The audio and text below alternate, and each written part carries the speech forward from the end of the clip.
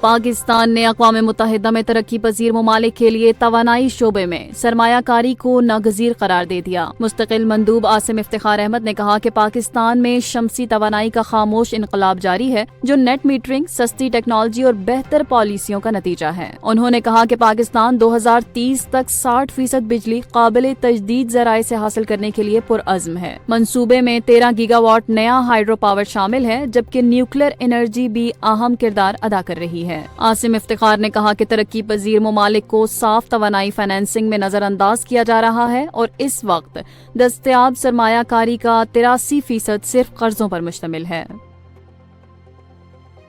اسلام آباد اور راولپنڈی میں رات بھر موسلادھار بارش سے معمولات زندگی متاثر ہو گئے۔ نالا لئی میں پانی کی سطح خطرناک حد تک بلند ہو گئی، جس کے بعد پری الرٹ جاری کر دیا گیا ہے۔ محکمہ موسمیات کے مطابق راولپنڈی کے مختلف علاقوں میں اب تک 102 ملی میٹر سے زائد بارش ریکارڈ کی جا چکی ہے، جبکہ اسلام آباد کے سیدپور، گولڑا، بوکڑا اور چکلالہ سمیت دیگر علاقوں میں بھی شدید بارش ہوئی۔ نالا لئی کے اطراف، خاص طور پر گوال منڈی، کٹاریاں اور پیر ودائی میں پانی گھروں میں داخل ہونے کی اطلاعات موصول ہوئی ہیں۔ گوال منڈی میں پانی کی سطح 14 فٹ تک جا پہنچی ہے۔ ریسکیو 1122 اور واسا کی ٹیمیں الرٹ پر ہیں، جبکہ بارش کے مکمل رکنے کے بعد نکاسی آب کا عمل شروع کیا جائے گا۔ شہریوں کو ہدایت کی گئی ہے کہ وہ نشیبی علاقوں میں احتیاط برتیں۔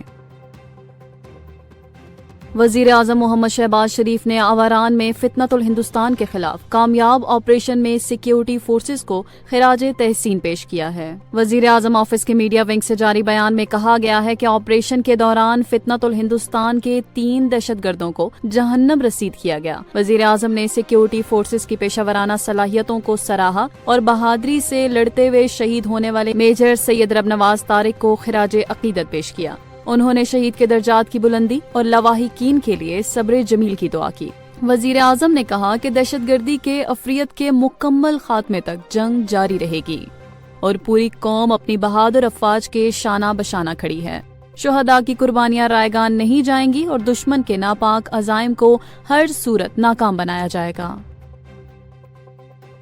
وفاقی کابینہ نے employees old age benefits institutions کے پینشنرز کی پینشن میں 15% اضافے کی منظوری دے دی ہے۔ یہ اضافہ 1 جنوری 2025 سے نافذ ہوگا اور ادارہ اپنے وسائل سے اس کی ادائیگی کرے گا۔ وزیر اعظم شہباز شریف کی زیر صدارت وزیر اعظم ہاؤس اسلام آباد میں ہونے والے اجلاس میں وزارت بحری امور کی سفارش پر سی کیریج شپنگ ڈاکیومنٹس بل 2025 کے مسودے کے حوالے سے قانونی کارروائی شروع کرنے کی بھی منظوری دی گئی ہے۔ وزیر اعظم نے ای او بی آئی میں ادارتی اصلاحات کے لیے کابینہ کی ایک کمیٹی تشکیل دینے کی ہدایت بھی کی تاکہ ادارے کی کارکردگی بہتر بنائی جا سکے۔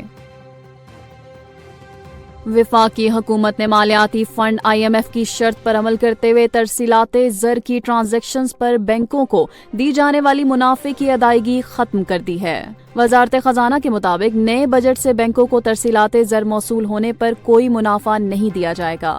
قومی اسمبلی کی قائمہ کمیٹی برائے خزانہ کے اجلاس میں بتایا گیا کہ $100 سے زائد ترسیلات زر پر بینکوں کو 35 ریال منافع دیا جاتا تھا، جو رواں مالی سال میں تقریباً 200 ارب روپے بنتا ہے۔ اب بینکوں کو مرکزی بینک کے منافع سے ادائیگی کی اجازت ہو سکتی ہے۔ یہ قدم حکومت کی جانب سے عالمی مالیاتی فنڈ کے ساتھ قرض پروگرام کی شرائط کو پورا کرنے کی کوششوں کا حصہ ہے۔